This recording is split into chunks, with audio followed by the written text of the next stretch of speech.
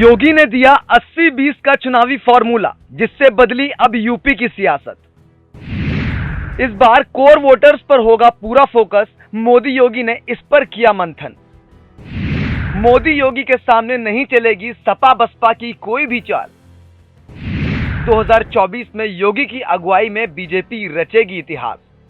चुनाव से पहले कई मुद्दों को लेकर लड़ाई चलती है और जो मुद्दा हिट हो जाता है उसी को ध्यान में रखकर पॉलिटिकल लीडर पार्टी के लिए चुनावी प्रचार करते हैं ताकि ज्यादा से ज्यादा वोटर्स को अपने पाले में किया जा सके। तो वहीं आज का वोटर भी इतना शातिर है कि वो ऐन वक्त पर अपना मूड बदलकर किसी भी पार्टी का खेल बिगाड़ सकता है। ऐसे में इसी साल होने वाले 9 राज्यों के विधानसभा चुनाव और 24 के आम चुनाव की चुनावी रणनीति तेजी से हो रही है। 2024 के चुनाव का एजेंडा इतने चुपके से सेट हुआ है कि किसी को भी भनक नहीं लगी। जब आप वोट देने जाएंगे तो किसे वोट देंगे ये आपका मसला है, लेकिन बीजेपी ने ये प्लान बना लिया है कि जो वोटर्स उनसे नाराज हैं उनके नुकसान की भरपाई कैसी हो। दूसरी पार्टियों के कोर वोटर्स और नाराज वोटरों को लुभाने और अपने पाले में लाने के लिए बीजेपी ने मास्टर प्लान तैयार कर लिया है और ये प्लान 16 जनवरी को ही तैयार हो गया था, जिसकी पूरी कहानी अब सामने आई है। इस प्लान को समझाना आपके लिए बेहद जरूरी है। बीजेपी मिशन 2024 के लिए उत्तर प्रदेश की 80 में से सभी 80 लोकसभा सीटों पर कमल खिलाने की तैयारियों में जुटी है। बूथ सशक्तिकरण के जरिए बीजेपी अभेद्य चक्रव्यूह तैयार कर रही है। इसकी शुरुआत दिल्ली में हुई जब बीजेपी की राष्ट्रीय कार्यकारिणी की बैठक में पीएम मोदी ने सीएम योगी को वो सीक्रेट मंत्र दिया जिसका सीधा सीधा मतलब उत्तर प्रदेश की राजनीति में वो समीकरण है जिस पर बीजेपी की पकड़ कमजोर है। यानी अब योगी को 80 और 20 की कहानी को साइड करके 20 में बंटवारे का खेल शुरू करना होगा। यहाँ 20 का मतलब मुसलमान आबादी से है।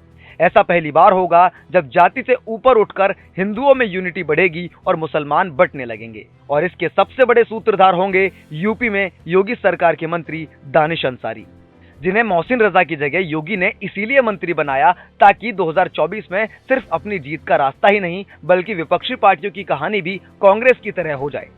इतना तो साफ है कि इस बार का आम चुनाव दिलचस्प होगा, क्योंकि कांग्रेस सपा ही नहीं बल्कि बाकी पॉलिटिकल पार्टियां भी इस बार के चुनाव को अपने पक्ष में करने के लिए हर संभव कोशिश में जुटी हैं। लेकिन लोकसभा चुनाव के लिए बीजेपी ने यूपी मिशन 20 का प्लान तैयार किया है। बीजेपी ने यूपी की सभी 80 सीटों पर जीत हासिल करने के लिए ये मेगा प्लान तैयार किया है। बीजेपी की दिल्ली में हुई राष्ट्रीय कार्यकारिणी की बैठक और फिर जेपी नड्डा के पार्टी अध्यक्ष बनने के बाद पार्टी के कार्यकर्ताओं में जोश आया। साल 2022 के विधानसभा चुनाव की बात करें तो इसमें बीजेपी को बड़ी संख्या में मुस्लिम वोट मिला था, जो कभी सपा, कांग्रेस और बीएसपी जैसी तमाम पार्टियों का हुआ करता था। लेकिन अब 2024 में बीजेपी इससे कई कदम आगे की सोच रही है। काशी, मुरादाबाद, सहारनपुर, संभल और गोरखपुर समेत कई जिलों में पसमानदा मुस्लिम शामिल होने वाले हैं, जिससे ये साफ हो जाएगा कि योगी ने बुलडोजर तो चलाया पर गरीब मुसलमानों को घर से लेकर शौचालय, रोजगार और शिक्षा तक में फायदा पहुंचाया है। अब इससे कोर वोटर्स नाराज ना हो, इसीलिए योगी ने सनातन राष्ट्र का मुद्दा भी उछाल दिया। ऐसे में अब अखिलेश ओवैसी के सामने संशय की स्थिति पैदा हो गई है। अब चाहे वो रामचरितमानस की चौपाइयों का मुद्दा हो या शूद्र वाली पॉलिटिक्स का हो, इससे बीजेपी को तो कोई घाटा नहीं होने वाला। लेकिन सच तो ये है कि बीजेपी ने जो प्लान बनाया है उससे जाति और धर्म की सियासत का अंत होने वाला है, क्योंकि योगी का फोकस पसमानदा पर है, जो 80 से 20 के चुनावी फॉर्मूले से अलग है। अब सबसे अहम 2024 में होने वाला लोकसभा चुनाव है, जो बताएगा कि इस बार केंद्र की सत्ता किसके हाथों में रहेगी और प्रधानमंत्री मोदी की लोकप्रियता का बीजेपी को कितना फायदा होगा। साथ ही ये भी पता लगेगा कि कांग्रेस की भारत जोड़ो यात्रा से राहुल गांधी को कितना जन समर्थन मिलेगा। इस पर आपकी क्या राय है, हमें कमेंट बॉक्स में जरूर बताएं और ऐसी ही वीडियोस को देखने के लिए हमारे चैनल पॉलिटिक्स जंक्शन को जरूर सब्सक्राइब करें।